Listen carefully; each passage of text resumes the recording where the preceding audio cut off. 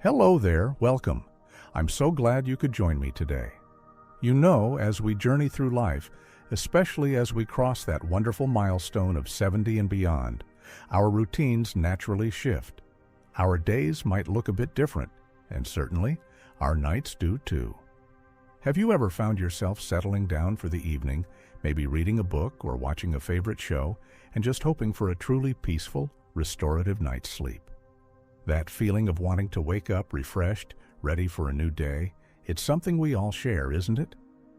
But sometimes, worries can creep in. Perhaps you heard a story recently, like the one that prompted this conversation today, about a gentleman, 71 years old, who sadly passed away in his sleep. Stories like that, while upsetting, can serve as a gentle, albeit stark, reminder. A reminder to pause and consider our own habits, especially those quiet ones that happen just before we drift off. It's not about causing alarm, far from it. It's about empowerment. It's about understanding that even in our later years, maybe especially in our later years, there are simple, practical things we can do to look after ourselves, to protect our health and well-being, even while we sleep. Because our bodies, while incredibly resilient, do change, and being mindful of those changes is key to living not just longer, but better. So today, I want to talk with you, friend to friend, about 4 specific bedtime habits that might seem harmless on the surface, but which health experts suggest we really ought to avoid, particularly after the age of 70. These aren't drastic changes, not mountains to climb.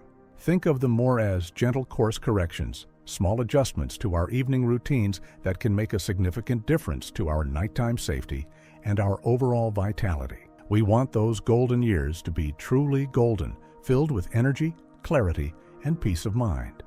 And that includes the precious hours we spend asleep. Let's begin with something many of us might do without a second thought, something often tied to comfort or winding down after a long day. I'm talking about what and when we eat or drink just before turning in for the night. Specifically, the habit of eating a heavy meal or consuming certain kinds of foods and drinks too close to bedtime. Now, I know what you might be thinking. A little snack before bed helps me sleep. Or, I've always had dinner late.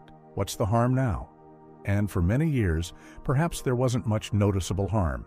But as we get older, our bodies process things differently. Our metabolism naturally slows down, meaning it takes longer to digest food. Our digestive system, like the rest of us, appreciates a bit more downtime, especially overnight when the body is meant to be focused on repair and restoration, not heavy lifting like digesting a large meal. Think about it. When you eat a substantial meal, perhaps something rich, fried, very spicy, or even just a large portion of your regular dinner, and then lie down within an hour or two, you're asking your digestive system to work overtime in a position that isn't exactly ideal for digestion. Gravity isn't helping as much when you're horizontal.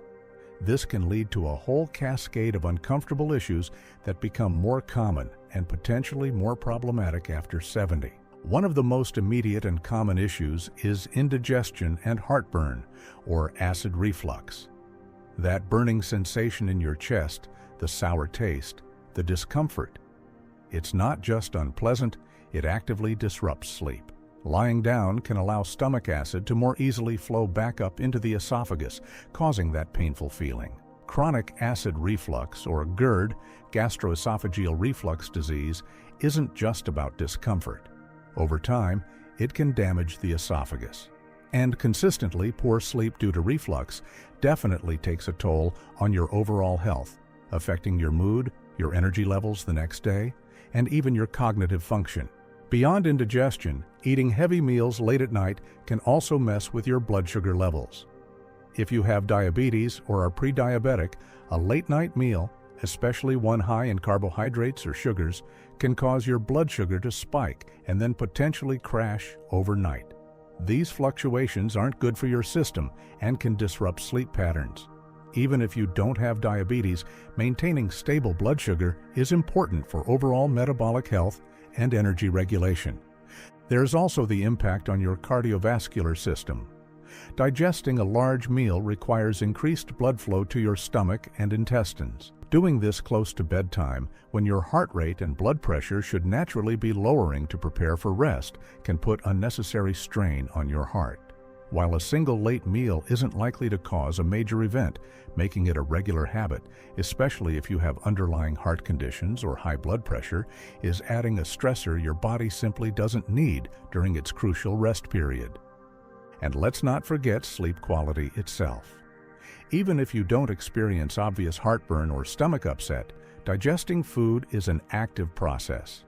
It can raise your core body temperature slightly, which is counterproductive to falling asleep, as our bodies naturally cool down for sleep. It can lead to more tossing and turning, more awakenings during the night, even if you don't fully remember them. You might find yourself waking up feeling groggy, unrefreshed, and just off, without quite knowing why. That late meal could be the culprit. So what can we do? It's about timing and choices. Ideally, try to finish your evening meal at least 3 hours before you plan to go to bed. This gives your body ample time to get a head start on digestion before you lie down. Make lunch your main meal of the day, perhaps, and keep dinner lighter. Think smaller portions, lean proteins, cooked vegetables, and whole grains rather than heavy sauces, fried foods, or large amounts of red meat. What about those late-night cravings or feeling peckish before bed? If you genuinely feel hungry, skipping food altogether might also disrupt sleep. The key is choosing wisely.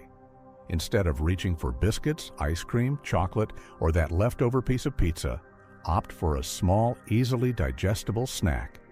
Think a small banana, a few almonds, a small glass of warm milk, if dairy agrees with you, or a couple of plain crackers with a tiny bit of cheese or peanut butter. Avoid sugary drinks, caffeine, which should ideally be stopped much earlier in the day anyway, and alcohol close to bedtime. Alcohol might make you feel drowsy initially, but it significantly disrupts the later, more restorative stages of sleep. It really comes down to listening to your body and being mindful. Notice how you feel when you eat late versus when you give your digestion a good head start before bed. Keeping a little journal for a week might even be insightful, noting what time you ate, what you ate, and how well you slept. You might be surprised at the connection. This isn't about rigid rules or deprivation. It's about making conscious choices that support your body's natural rhythms and allow it to rest and repair effectively overnight. Ensuring our digestive system is calm allows our entire body, including our heart and brain, to get the deep, uninterrupted rest we need to feel our best.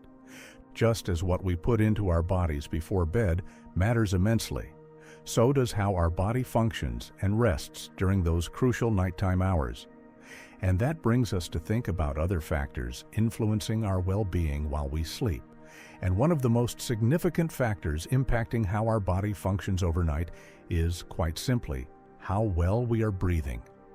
Now, I'm not just talking about taking deep breaths before you nod off, although that's lovely too. I'm talking about the quality of your breathing while you are asleep, which leads us to the second crucial bedtime habit we need to address: ignoring persistent, loud snoring or other signs of troubled breathing during sleep. Many of us chuckle about snoring, don't we? It's often the subject of jokes, the bane of a sleeping partner's existence. A little light snoring now and then, especially if you have a cold or perhaps enjoyed a glass of wine, might be perfectly normal. But what we absolutely must not dismiss, particularly as we move past 70, is loud, chronic snoring. The kind that sounds like sawing logs, the kind that might be interrupted by pauses, gasps, or choking sounds. This isn't just a nuisance. It can be a serious warning sign of a condition called obstructive sleep apnea, or OSA. What happens in sleep apnea is that the tissues in the back of the throat relax too much during sleep, collapsing and temporarily blocking the airway. When this happens, breathing stops, sometimes for just a few seconds, sometimes for much longer. And this can happen dozens, even hundreds of times per night. Your brain senses the lack of oxygen and briefly jolts you awake just enough to reopen the airway. often with a gasp or snort before you fall back asleep, usually with no memory of the disturbance. You might think, well, I don't remember waking up, so what's the harm? But the harm is significant and cumulative. Each time your breathing stops, the oxygen level in your blood drops. This puts immense strain on your cardiovascular system. Your heart has to work harder, your blood pressure increases, and over time, this repeated stress dramatically raises the risk of serious health problems. We're talking about high blood pressure that's difficult to control, heart attack, stroke, irregular heart rhythms like atrial fibrillation, worsening of heart failure, and even type 2 diabetes. The constant interruptions to sleep also lead to severe daytime fatigue, poor concentration, memory problems, morning headaches, and irritability. Think about that initial story we touched upon. While we don't know the specifics, untreated sleep apnea is a known risk factor for sudden cardiac events during sleep. It becomes more common as we age due to natural changes in muscle tone, and being overweight is also a major risk factor, though slim people can have it too. Often, it's a sleeping partner who notices the signs first: the loud snoring, the pauses in breathing, the sudden gasps. If your partner has mentioned these things, please take them seriously. If you sleep alone, other clues might be waking up feeling exhausted despite spending hours in bed, frequently waking up with a dry mouth or sore throat, or finding yourself easily dozing off during quiet moments in the day. Please don't dismiss these signs. Don't feel embarrassed. Sleep apnea is incredibly common, and importantly, it's treatable. The first step is talking to your doctor. Be specific about your symptoms or what your partner has observed. Your doctor might recommend a sleep study, which can often even be done in the comfort of your own home now, to monitor your breathing, heart rate, and oxygen levels overnight. If you are diagnosed with sleep apnea, there are effective treatments available. The most common is CPAP, which stands for Continuous Positive Airway Pressure. It involves wearing a small mask over your nose or mouth while you sleep, connected to a machine that gently blows air into your airway to keep it open. It might take a little getting used to, but for many people, it's life-changing. They report sleeping better than they have in years, waking up refreshed, having more energy, and seeing improvements in their blood pressure and overall health. Other options might include oral appliances fitted by a dentist, positional therapy, devices that help keep you sleeping on your side, or lifestyle changes like weight management if applicable. The key is getting diagnosed and finding the treatment that works for you. Ignoring it is simply not worth the risk to your heart, your brain, and your life.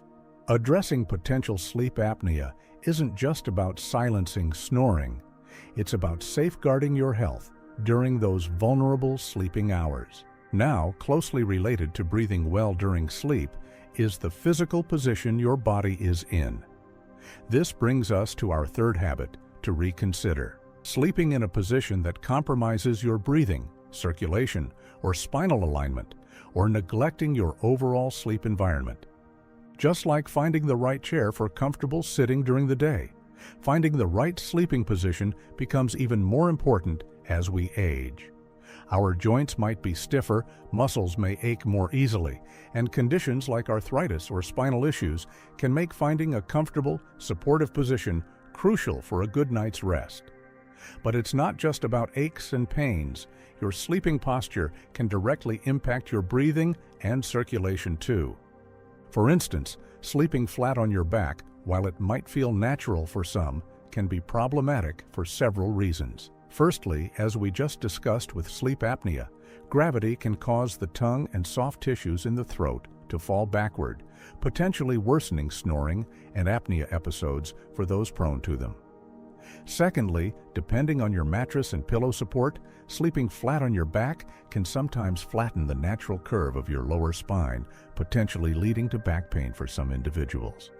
Sleeping on your stomach is generally considered the least advisable position. It forces you to turn your head sharply to one side for hours, which puts significant strain on your neck and can lead to stiffness and pain. It also flattens the natural curve of your spine and can put pressure on your back muscles. While it might feel comfortable initially for some, it often leads to waking up with aches and discomfort. So, what are the better options? For many people, especially as we get older, sleeping on your side is often recommended. This position generally keeps the spine in better alignment, provided you have the right pillow support, and keeps the airways more open compared to back sleeping, potentially reducing snoring and mild apnea. Sleeping on your left side in particular is often suggested as it may help with digestion and reduce heartburn symptoms as it positions the stomach below the esophagus, making reflux less likely. Using a pillow between your knees when side sleeping can help keep your hips aligned and reduce pressure on your lower back and hips. Another helpful adjustment, particularly if you experience shortness of breath when lying flat, perhaps due to heart conditions or respiratory issues, acid reflux, or even just find back sleeping more comfortable but want to mitigate the risks, is to sleep with your upper body slightly elevated. You don't necessarily need an expensive adjustable bed, though they can be wonderful. You can achieve a gentle elevation using a wedge pillow designed for this purpose, or even by strategically arranging standard pillows to create a gradual incline from your waist upwards. This slight elevation uses gravity to your advantage, helping to keep airways open and preventing stomach acid from easily flowing upwards. Of course, the position itself is only part of the equation. The surface you sleep on matters tremendously. A mattress that is too soft won't provide adequate support, allowing your spine to sag out of alignment. One that is too firm might create pressure points on your hips and shoulders, leading to pain and tossing and turning. Finding the just right mattress is very individual, but generally, you want something that supports the natural curves of your spine while cushioning pressure points. Similarly, your pillow needs to support your head and neck correctly based on your preferred sleeping position. A side sleeper needs a thicker, firmer pillow to fill the gap between the ear and shoulder, while a back sleeper needs a flatter pillow that supports the neck's natural curve without pushing the head too far forward. Investing in decent supportive pillows and replacing them regularly when they lose their shape is a small change that can make a big difference to sleep quality and how you feel in the morning. And let's not forget the broader sleep environment. A bedroom that is too hot, too bright, or too noisy will inevitably disrupt sleep, regardless of your position or mattress. Aim for a room that is cool. Most experts recommend around 60 to 67 degrees Fahrenheit or 15 to 19 degrees Celsius. Dark, use blackout curtains if needed. And quiet, consider earplugs or a white noise machine if necessary. Creating a sanctuary for sleep helps signal to your body that it's time to wind down and rest deeply. Paying attention to your sleep posture and environment isn't about achieving some perfect, rigid ideal. It's about listening to your body, noticing where you feel discomfort, and making small adjustments to enhance comfort, support proper alignment, improve breathing, and ultimately foster more restorative sleep. Waking up feeling stiff, sore, or still tired shouldn't be accepted as an inevitable part of aging. Optimizing your sleeping position and environment is another powerful tool in your wellness toolkit. So we've considered how we fuel our bodies before sleep and how our bodies physically function and are positioned during sleep. But our state of mind, the thoughts and activities we engage in just before turning out the lights, also plays a profoundly important role in determining the quality and safety of our rest. And just as our physical state and surroundings profoundly influence our sleep, so too does our mental and emotional landscape as we approach bedtime. This brings us to the fourth habit we really need to be mindful of, particularly after 70. Engaging in mentally stimulating or emotionally upsetting activities right before trying to sleep. Think about it. We spend the last hour or two carefully preparing our physical body for rest. We avoid heavy meals, perhaps take a warm bath, get into comfortable pajamas, and settle into a supportive sleeping position. But what are we doing with our minds during that crucial wind-down period? If we're feeding our brains stressful news updates, getting drawn into complex problem solving, having emotionally charged conversations, or even watching intense, action-packed television shows, we're essentially pressing the accelerator pedal just when we should be gently applying the brakes. Our bodies have a natural rhythm.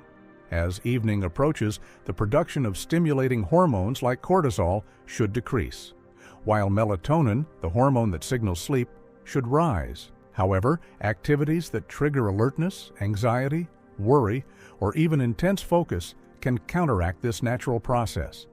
They keep our brains buzzing and can flood our system with stress hormones like adrenaline and cortisol, putting us into a state of heightened alertness, the exact opposite of what we need to drift off peacefully. For many of us over 70, life brings its own set of unique concerns, worries about health, family, finances, or maybe just the state of the world. It can be tempting to try and tackle these worries late at night, perhaps when the house is quiet. Or maybe tuning into the late-night news feels like staying informed. But doing so right before bed can be counterproductive, even detrimental to getting the restorative sleep our bodies and minds desperately need. Imagine trying to fall asleep when your mind is racing, replaying a distressing news report, rehearsing an argument you had earlier, or anxiously going over your financial situation. It's incredibly difficult, isn't it? This isn't just about delaying sleep onset. It's also about the quality of sleep you eventually get. A stressed or anxious mind often leads to lighter, more fragmented sleep, with more frequent awakenings during the night. You might wake up feeling just as tired, or even more so, than when you went to bed. This state of mental activation before sleep doesn't just feel bad. It can put a subtle but consistent strain on our physiological systems. When we're stressed or agitated, our heart rate might stay elevated, our blood pressure might remain higher than it should be during rest, and our nervous system stays in a state of vigilance. Over time, consistently going to bed in this state contributes to chronic stress, which we know has wide-ranging negative effects on cardiovascular health, immune function, and cognitive well-being. While we can't draw direct lines in individual cases, fostering a state of calm before sleep is undoubtedly a way to support our overall health and reduce unnecessary physiological stress during the night. So, what kind of activities fall into this category? It could be watching intense political debates or disturbing news coverage. It might be engaging in complex planning or bill paying online. It could be having a serious, potentially difficult phone call with a family member.